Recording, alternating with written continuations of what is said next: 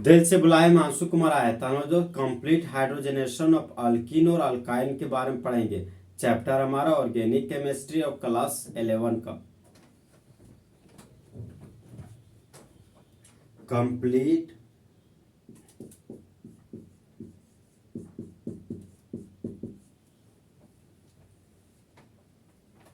Hydrogenation of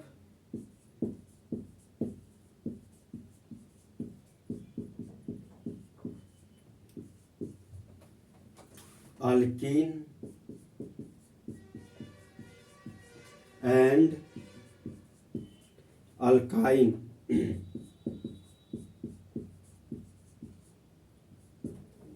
देखिए दोस्त, बोलता है कि पूरा तरीका से हाइड्रोजन को जोड़िए अल्कीन और अल्काइन में और एल्केन का फॉर्मेशन कीजिए।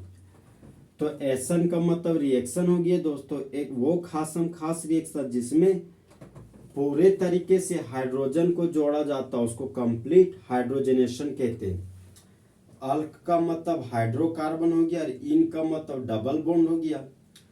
तो जो एक ऐसा हाइड्रोकार्बन जो डबल बॉन्ड रखता है उसको अल्कीन बोला जाता है।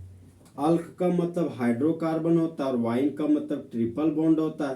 तो एक ऐसा हाइड्रोकार्बन जो ट्रिपल बॉन्ड रखता है उसको अल्काइन बोलते हैं। सबसे पहले दोस्तों हम लोग डेफिनेशन लिखेंगे। तो डेफिनेशन हमारा दोस्त, when alkyne and alkyne undergoes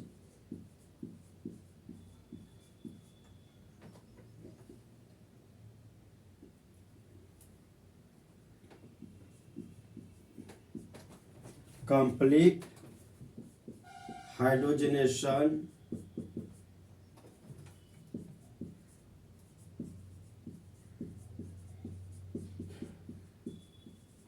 in the presence of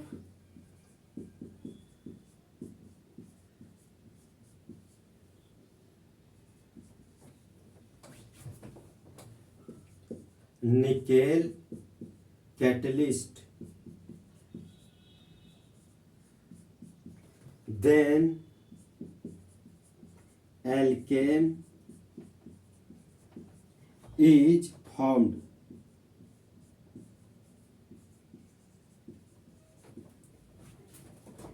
जब अल्कीन और अल्काइन भाग लेता है कंप्लीट हाइड्रोजनेशन में निकेल उत्प्रेरक की उपस्थिति में, तब मेन प्रोडक्ट के रूप में एल्केन बनता है।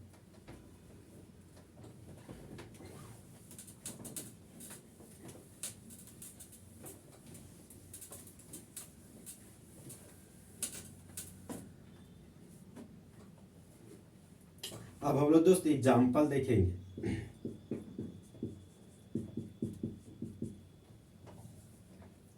तो सबस्ट्रेट है हमारा दोस्त CH2 double bond CH2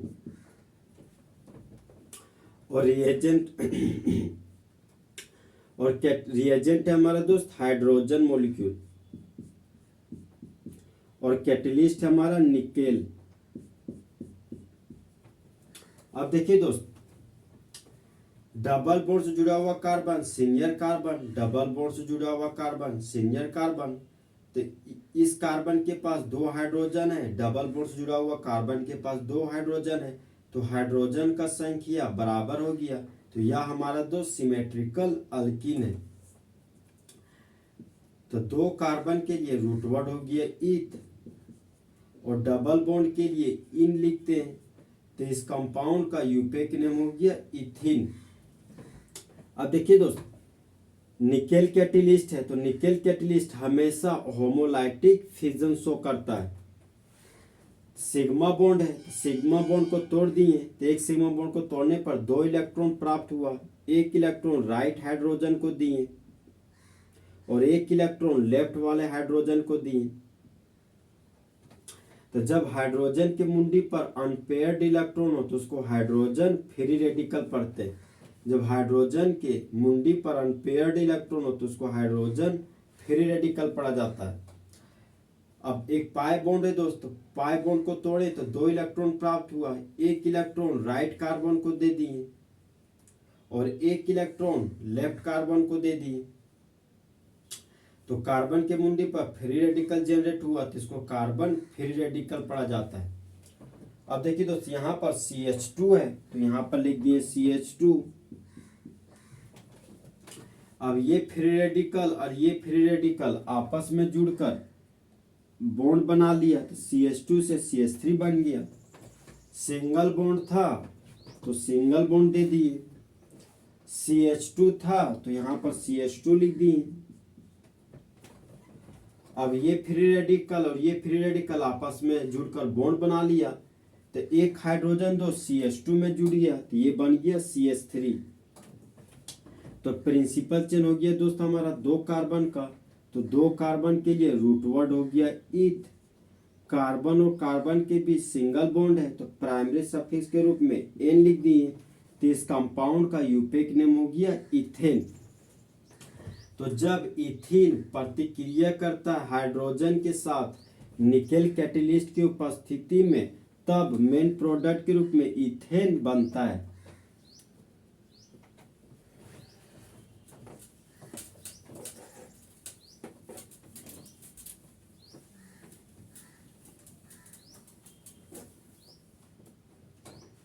next example है हमारा दोस्त CH3 single bond CH double bond CH single bond CH3 और रिएजेंट के रूप में हाइड्रोजन मॉलिक्यूल लिया गया है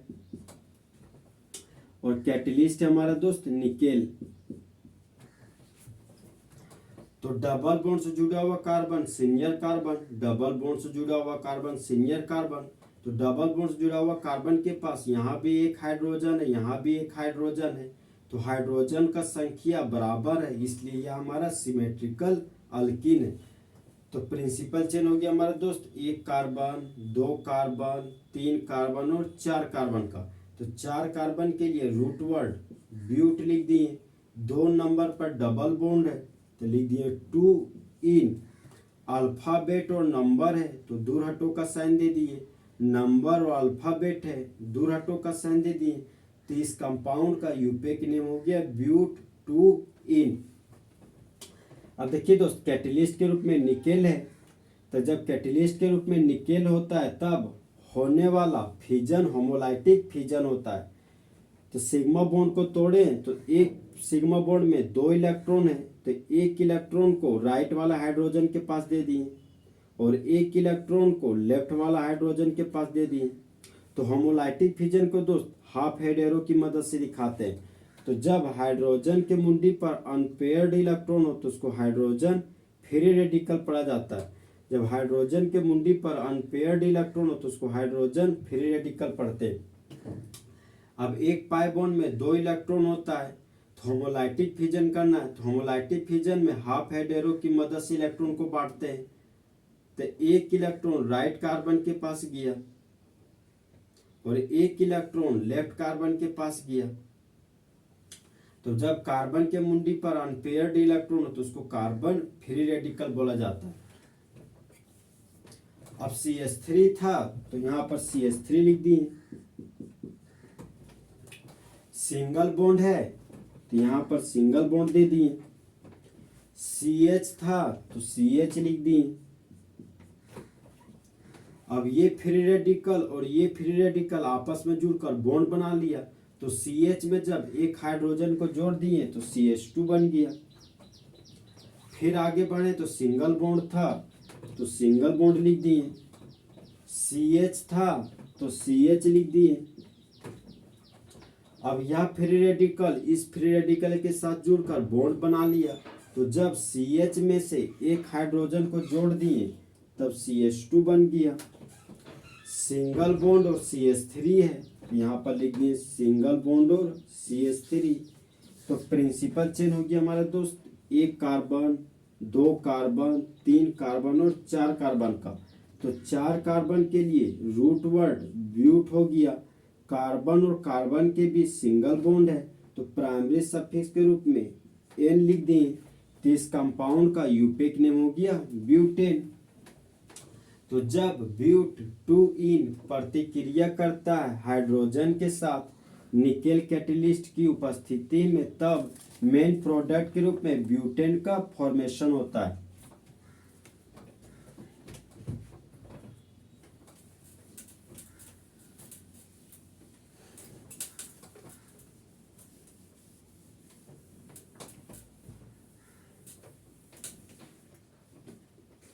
नेक्स्ट एग्जांपल है हमारा दोस्त CH3 single bond CH double bond CH2 और रिएजेंट के रूप में हाइड्रोजन मॉलिक्यूल है और कैटेलिस्ट के रूप में निकेल कैटेलिस्ट है।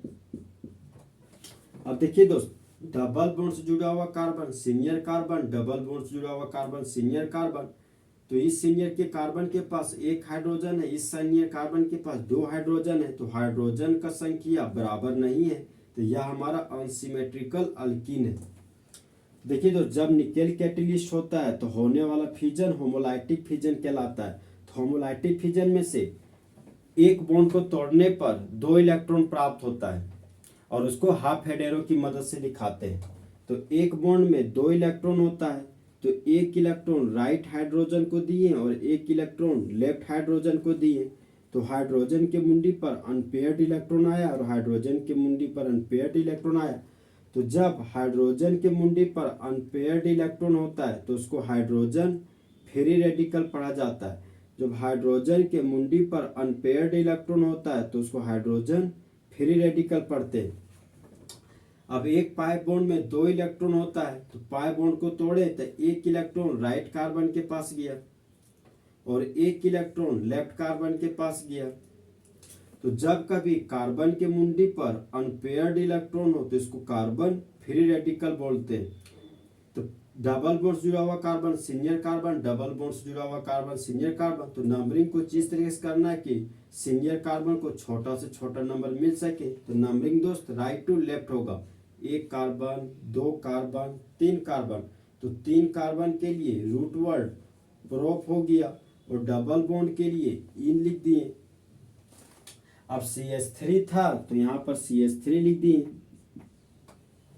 सिंगल बॉन्ड था तो सिंगल बॉन्ड लिख दिए। CH था तो CH लिख दिए। अब ये फ्री रेडिकल और ये फ्री रेडिकल आपस में जुड़कर बॉन्ड बना लिया। तो जब CH में से एक हाइड्रोजन को जोड़ दिए तो बन गया CH2। आगे बढ़े तो सिंगल बॉन्ड था तो यहाँ पर सिंगल बॉन्ड दे दिए। फिर आगे बढ़े तो CH2 था तो यहाँ पर CH2 लिख दिए। अब ये फ्री रेडिकल और ये फ्री रेडिकल आपस में जुड़कर बॉन्ड बना लिया। तो जब CH2 में से एक हाइड्रोजन को जोड़ दिए तो बन गया CH3। तो प्रिंसिपल चेन हो गया हमारा दोस्त, 1 कार्बन, 2 कार्बन, 3 कार्बन का। तो 3 कार्बन के लिए रूट वर्ड प्रोप हो गया। कार्बन और कार्बन के बीच सिंगल बॉन्ड है तो प्राइमरी सफिक्स के रूप में एन लिख दी। तो इस कंपाउंड का यूपेक नेम हो गया प्रोपेन। तो जब प्रोपीन प्रतिक्रिया करता हाइड्रोजन के साथ निकेल कैटेलिस्ट की उपस्थिति में, तब मेन प्रोडक्ट के रूप में प्रोपेन का फॉर्मेशन होता है।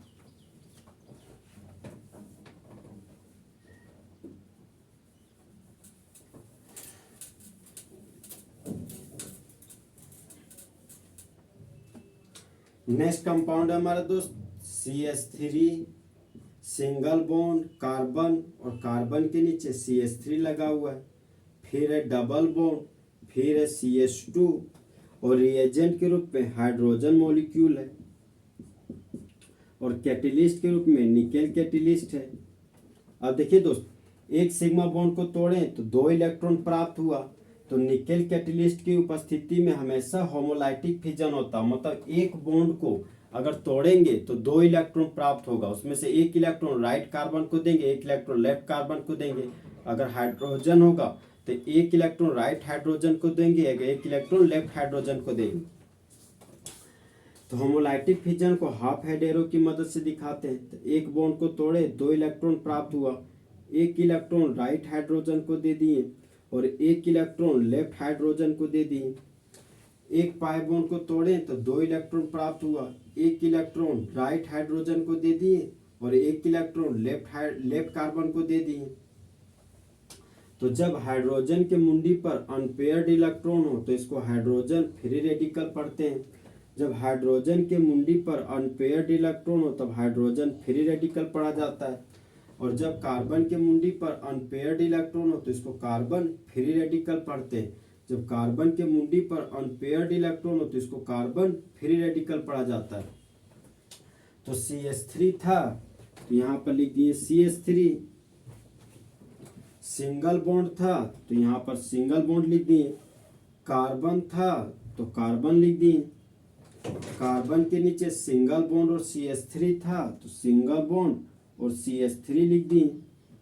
अब ये फ्री रेडिकल और ये फ्री रेडिकल आपस में जुड़कर बॉन्ड बना लिया तो कार्बन के पास एक हाइड्रोजन आकर जुड़ गया तो बन गया CH।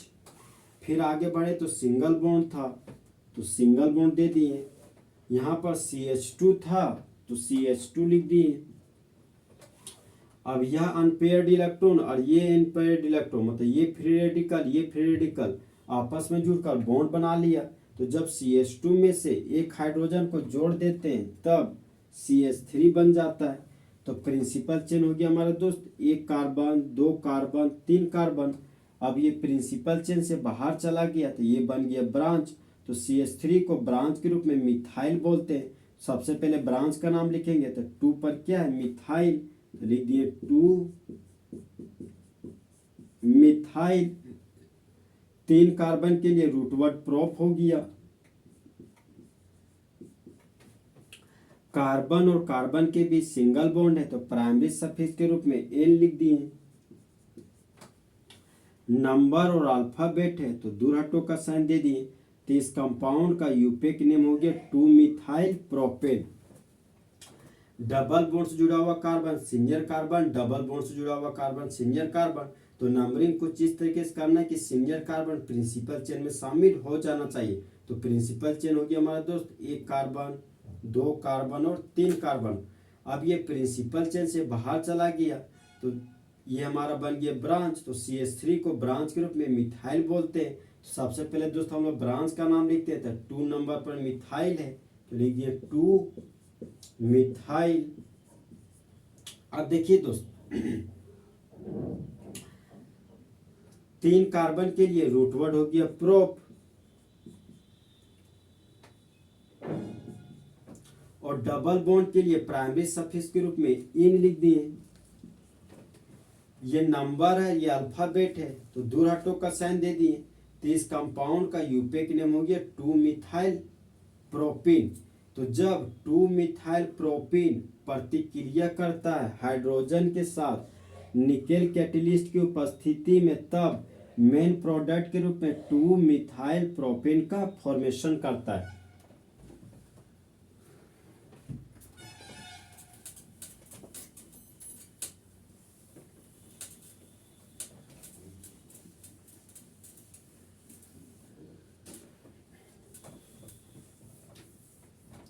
नेक्स्ट एग्जांपल है हमारा दोस्त CH ट्रिपल बॉन्ड CH और रिएजेंट के रूप में 2 मोल हाइड्रोजन मॉलिक्यूल लिया गया और कैटलिस्ट हमारा दोस्त निकेल कैटलिस्ट है। तो हाइड्रोजन का 2 मॉलिक्यूल है तो इसको लिख सकते हैं हम लोग दोस्त, हाइड्रोजन का ये 1 मॉलिक्यूल हुआ और ये हाइड्रोजन का दूसरा मॉलिक्यूल हुआ। अब देखिए दोस्त ट्रिपल बॉन्ड से जुड़ा हुआ कार्बन ट्रिपल बॉन्ड से जुड़ा हुआ कार्बन, ये भी सीनियर कार्बन ये भी सीनियर कार्बन। तो सीनियर कार्बन के पास यहाँ पर 1 हाइड्रोजन है यहाँ पर भी 1 हाइड्रोजन है तो हाइड्रोजन का संख्या बराबर है तो यह हमारा सिमेट्रिकल अल्काइन कहलाएगा।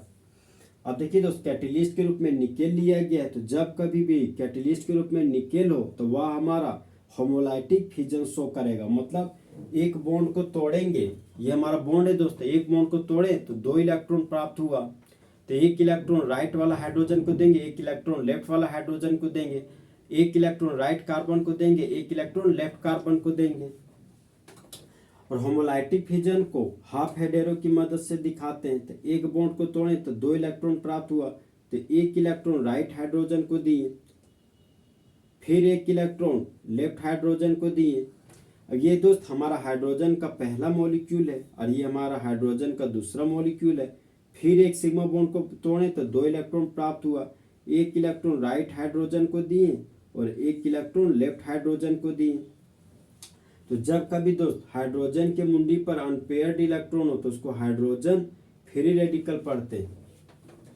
अब देखिए दोस्त, ऊपर में पाई बॉन्ड, ऊपर में पाई, नीचे में पाई और बीचवा में सिग्मा दिखाता कि नहीं। तो पाई बॉन्ड कमजोर बॉन्ड है दोस्तों, पाई बॉन्ड को तोड़ने के लिए बहुत ही कम एनर्जी का जरूरत पड़ेगा, इसलिए हम लोग यहाँ पर पाई बॉन्ड को तोड़ेंगे। तो एक पाई बॉन्ड को तोड़े तो 2 इलेक्ट्रॉन प्राप्त हुआ, 1 इलेक्ट्रॉन राइट कार्बन को दिए और 1 इलेक्ट्रॉन लेफ्ट कार्बन को दिए। फिर से पाई बॉन्ड को तोड़ेंगे दोस्तों, क्योंकि हाइड्रोजन का 2 मॉलिक्यूल लिया गया और यहाँ पर 2 ठो कमजोर बॉन्ड, इसलिए दोनों कमजोर बॉन्ड को तोड़ेंगे। फिर पाई बॉन्ड को तोड़े तो 1 इलेक्ट्रॉन राइट कार्बन के पास गया, और फिर पाई बॉन्ड को तोड़े तो 1 इलेक्ट्रॉन लेफ्ट वाला कार्बन के पास गया। अब देखिए दोस्त, यहाँ पर CH है तो यहाँ पर लिख दिए CH। अब ये फ्री रेडिकल और ये फ्री रेडिकल आपस में जुड़कर बॉन्ड बना लिया, तो CH में से एक हाइड्रोजन जोड़ दिए तो बन गया CH2। अब ये फ्री रेडिकल इस फ्री रेडिकल के साथ जुड़कर बॉन्ड बना लिया, तो फिर से एक हाइड्रोजन जोड़ दिए तो ये बन गया CH3।